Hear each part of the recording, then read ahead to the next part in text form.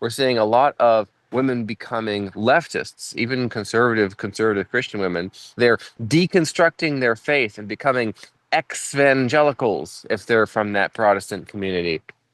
What they're doing is they're having, in many cases, particularly if they're mothers already, they're having their maternal instincts hijacked, for example, and they're being made to view illegal immigrants, uh, homosexuals as like proxy children.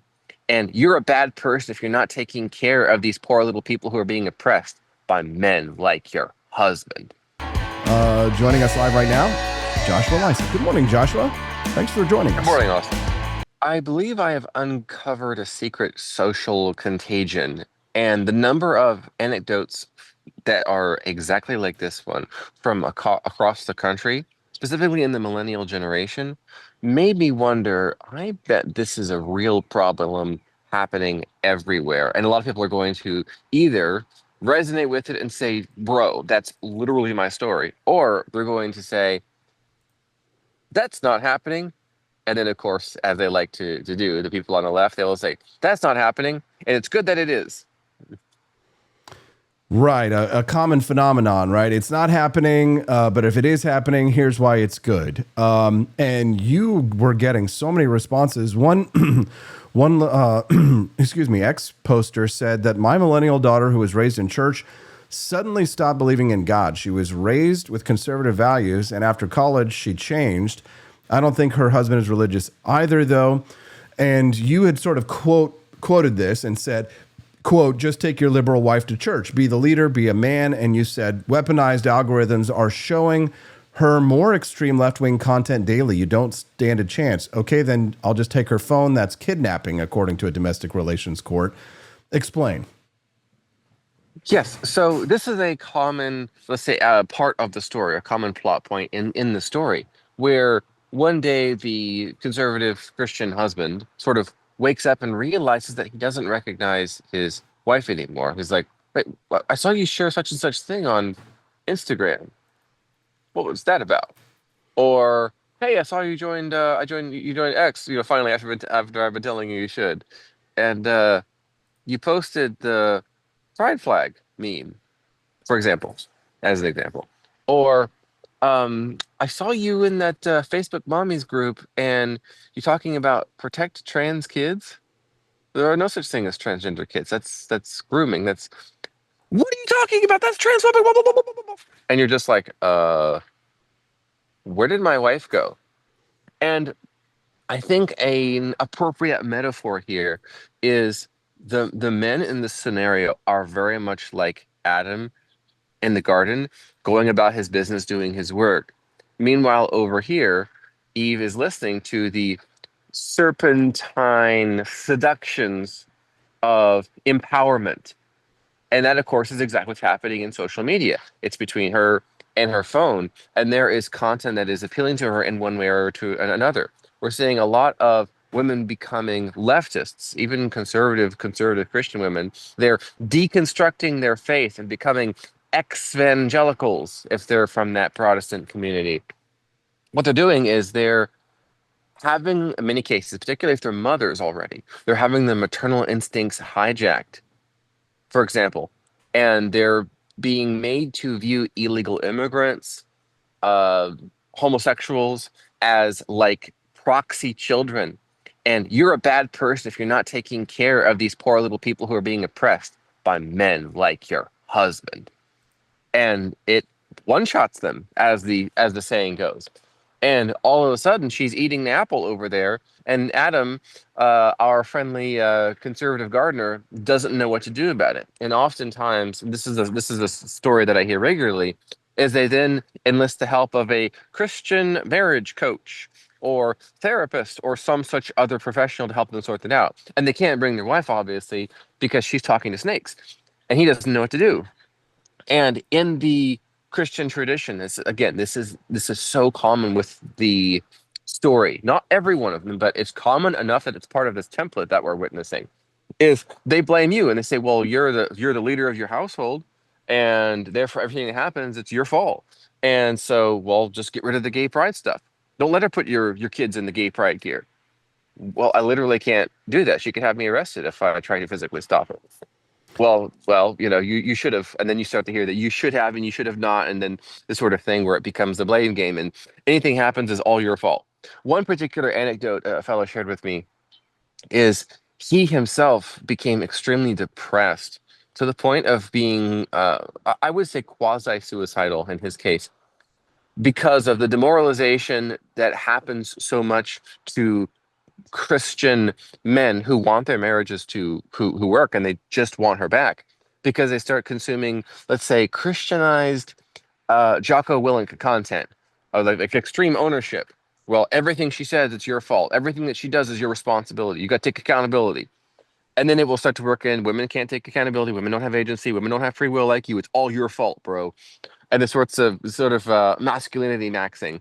Um, and you just gotta love her like Christ loved the church, bro. You just got to do it. So what ends up happening is he begins chasing his woman who's becoming a communist, or he absolutely betas, we'll say, and eats the apple too, and says, "Okay, if it sounds like it's really important to you to put our children in the gay pride gear since it's June 1st, so I want to be a loving and supportive husband. So um, what sizes do we need?"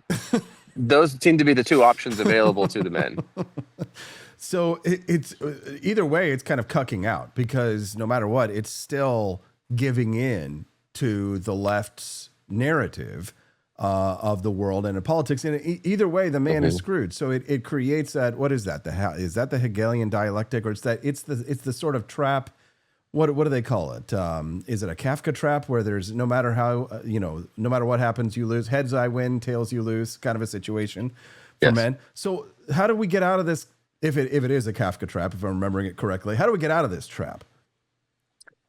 The solution I've only heard work a couple of times because it's only been used a couple of times. But the few anecdotes that I have, I would say it has the highest success rate. But first, the lowest success rate for this is to try to make it work and like go to therapy and like work on yourself, man, and get the masculinity coach and do all these things that it's like, well, I'm improving myself because and this is key, this is key. The propaganda that she's likely consuming in the Facebook mommy groups and from her Instagram reels is I'm in a toxic marriage and my husband doesn't pull his weight around here. Okay, he earns 100% of the money, but if he doesn't do 50% of the housework and 50% of all the chores and 50% of all the childcare as well, that's not fair. And you don't have an equal partner. You need an equal partner, girl. Hashtag girl boss, hashtag girl power. Right. And so the man then believes what she says from her serpentine social media messaging and then passing it on and says, "Oh, well, I want to be a supportive partner. I want to be an equal partner. I just want you to be happy." It's this idea, it's the myth of happy wife, happy life. Gentlemen, we need to flip that. We need to say happy life, happy wife. And instead of, well, what does she want? Give her what she wants. Because remember, it's not you and her, it's you and her and the snakes that she's listening to, talking to her on her social media. And the snakes are becoming, they're multiplying and they're becoming more extreme because that's how algorithms work. Whatever she's consuming, she's going to get more of that. Same in your case. I think this is why a lot of um, conservative, libertarian, Christian, populist types are particularly men are becoming more based as time goes on. Is you see more truth, and as you observe truth, you begin to see more of it. It's like you're trusted with more of it. So the opposite's happening with a lot of women and the algorithms. Um, Ultimately, the only thing that I'm seeing work again is not this. I'm just going to fix myself. I'm just going to make her happy. I'm just going to do whatever, and it's happened in I would say fewer than a dozen cases that I've seen. It's not 100% successful, but the odds are about 50-50 in what I'm seeing. And it goes like this. Honey, that's not how we do things in this household. Okay, that's fine. You're free to go. Wait, what? You're free to go. Yeah, that's fine. You can go. You can go. That's fine. I have a lawyer. See this paperwork here. I've already filled it out. Here you go. There you go. You just got to put your name in. You just got to sign. What? That is what works. Not this, "Oh, I gotta make it work, bro. I gotta love her like Christ loved the church. I gotta serve her and make her happy and blah, blah, blah." That's one of the verses that's often used to guilt men into becoming a communist as well, or allowing the wife to become a communist, is to just love her like Jesus loved the church. That verse is used. But the one success is, okay, that's fine. You can leave at any time. We're not putting we're not doing the gay pride stuff in this household. You can't tell me what to do. Oh, okay, then you can go do the gay pride thing in your own household. And it's the willingness to absolutely end the relationship there. Think about what Adam ought to have done in the garden. Should he have eaten the fruit as well? Probably not. What would have been Well, the righteous, I don't noble know thing to how it do? didn't how this all would have worked if he didn't, because once she was it gonna make, like, another woman or something like that? I don't know. God works in mysterious ways, but I won't, maybe the metaphor only works so far, but it is a good metaphor. I'm speaking to Joshua Lysick this morning, and we're so grateful to have him joining us here on the Wake Up America show. We do have one listener over in the chat, Maria Edenbo. She's a regular listener. She says, "I remember, because of my revived faith, explaining to my husband that I'm supposed to be obedient to him." So maybe whatever Maria has got going on is the way to go. I'm not sure which revived faith it was, but some people are finding in through Christianity, they are finding stronger relationships and stronger marriages. I don't see that as the majority, though, Josh. I think that most of the situations that I'm seeing in terms of marriages, and maybe it's just what I see on my feeds, or perhaps what I'm following, the algorithms are serving up to me. What I'm seeing is what you have identified here. Well, as a matter of fact, one of the more popular Instagram reels that I will see is this song that says "Leave your husband, leave your husband," and it's talking about women who are experiencing postpartum, and they're sort of like, all of these women are gathering together about how after they have a child, how for whatever reason they're blaming their hormones, that they all hate their husbands and they all want to leave their husbands. Now maybe there is some sort of postmenopausal feeling or something like that. Hormones can do strange things to our psychology, but there absolutely is a social psychological attempt on behalf of many of these women's groups to sort of indoctrinate women into these left wing views and to get these women to hate their husbands. I imagine you're seeing this too. Absolutely, yes. And that's the reason why the bluff calling has the highest odds of working, is because in most of these situations that makes the propaganda melt away very quickly, and the woman realizes, oh, wait a second, he's not nearly as bad as I thought he was. In fact, I am literally living the perfect dream life here he provided for us, and here he is packing my bags for me with a casual look on his face, like, it's okay, I'm not going to keep you here. You don't have to live in this household if you don't want to, or you want the house. That's okay too. I'll go get my own place across town. It's fine. And that nonchalant attitude about it versus that obsessive, I have to make Mhm. this work. It's my fault if it doesn't. The let her go, bro technique works because it calls the bluff, and she realizes what, in fact, she is losing out on. Some women are really too far gone, and they have more loyalty to their tribe of leftists, of socialists, of, we call them gay race communists.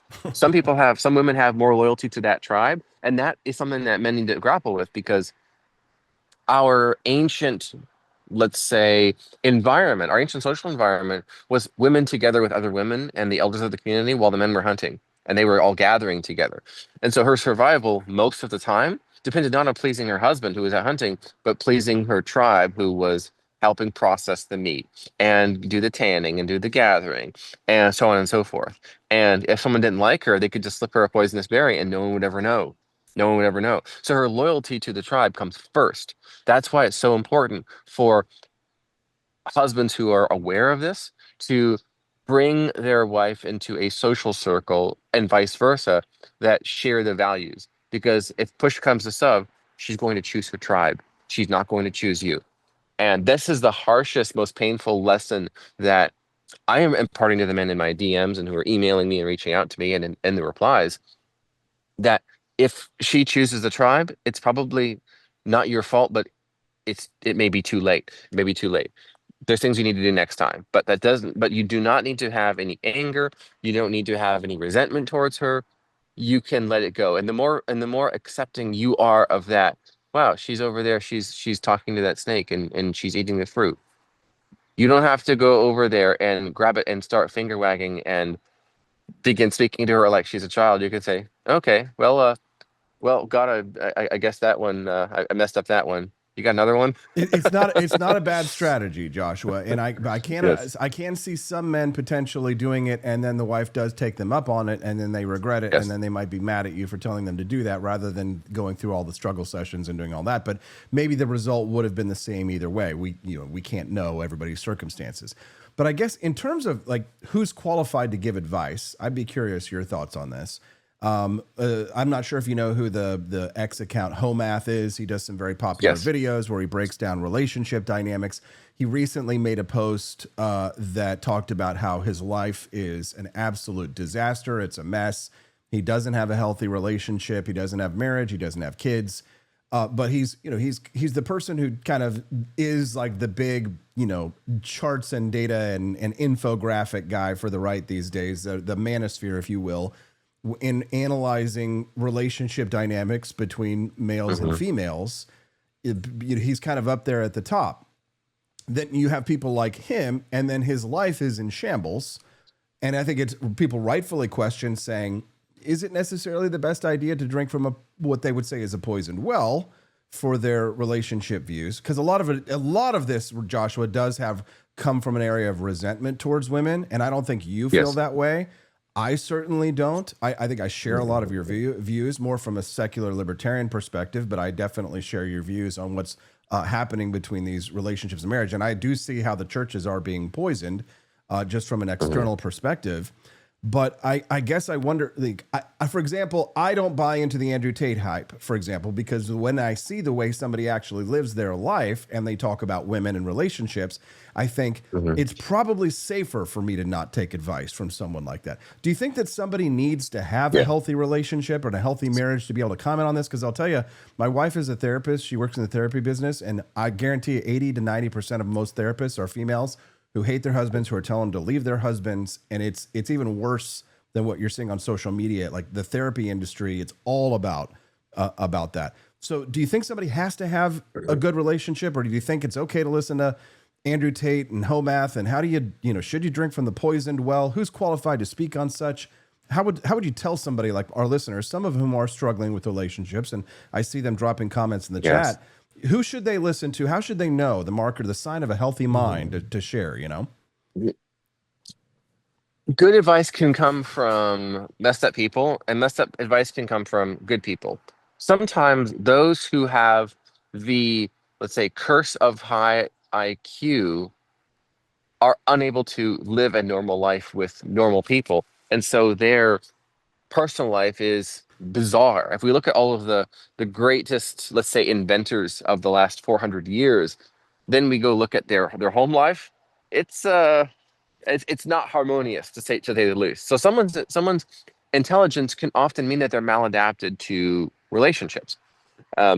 That's the first point. The second point is on the matter of the advice itself. It's sometimes it is possible that someone who knows you personally knows who you really are and what you really like, and they may impart some counsel to you based on what they see that you don't see.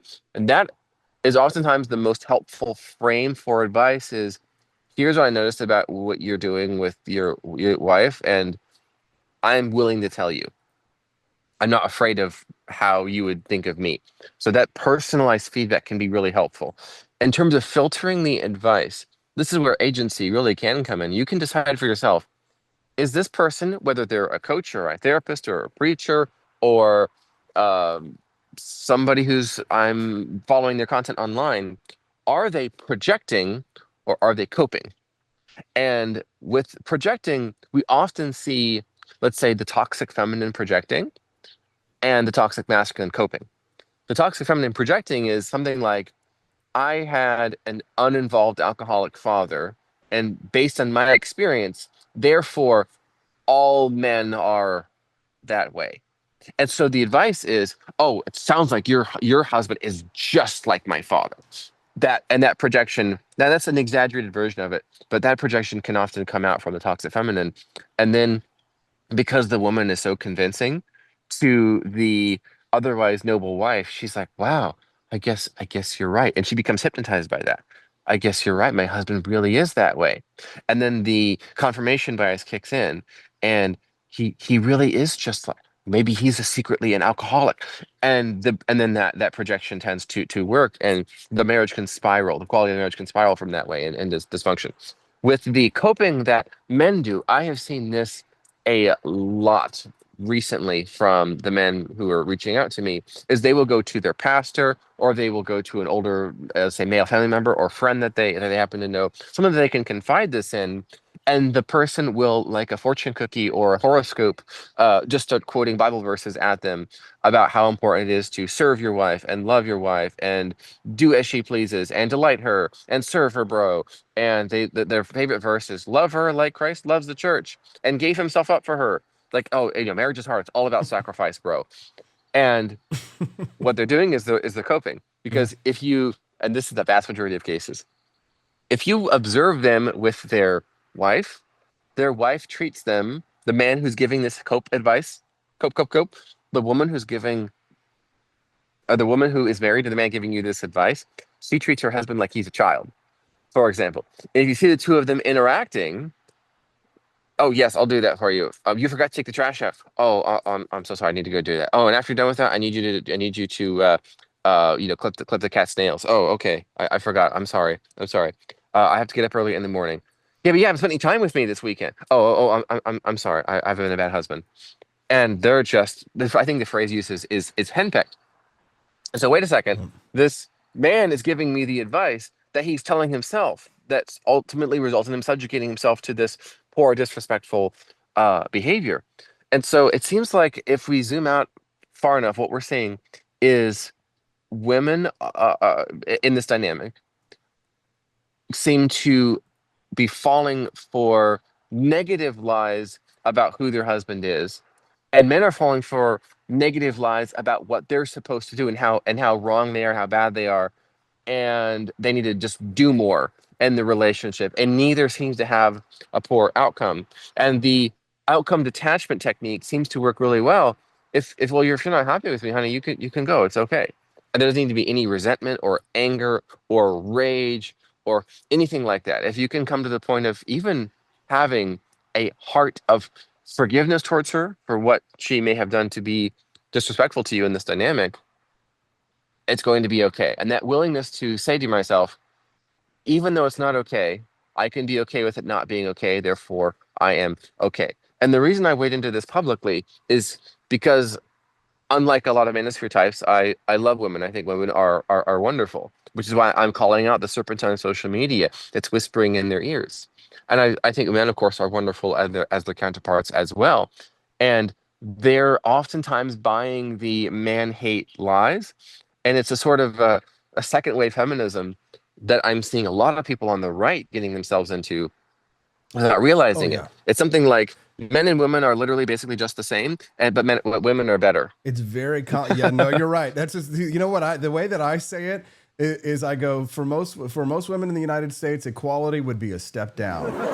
Joshua, I Yes, gotta run. exactly. This has been a great conversation. I can see why you're Trump's world favorite writer. Joshua Lysick, you can follow him over on X. We're so grateful for you being so generous with your time this morning. We hope that you'll come back and join us on the Wake Up America show again. Is there anything else that you'd like to share with our audience or plug before we let you go? Just that I seem to stir up a lot of fun trouble over on X, at Joshua Lysick. Thanks for the opportunity, Austin. It's been great. Just the one thing I can recommend is finding that place of forgiveness for your spouse, or for your girlfriend, or for your boyfriend or fiance, for forgiving them from what they've done, and then you can see clearly, and you do not have to react out of resentment, but out of wisdom. There we go. I'm going to tell Steffi as soon as this is over. Stephanie, she'll have no idea. I'll just come up to her and say, Steffi, I forgive you. Thank you very much, Joshua. Have a great day. Thank Great you, Austin. stuff. Great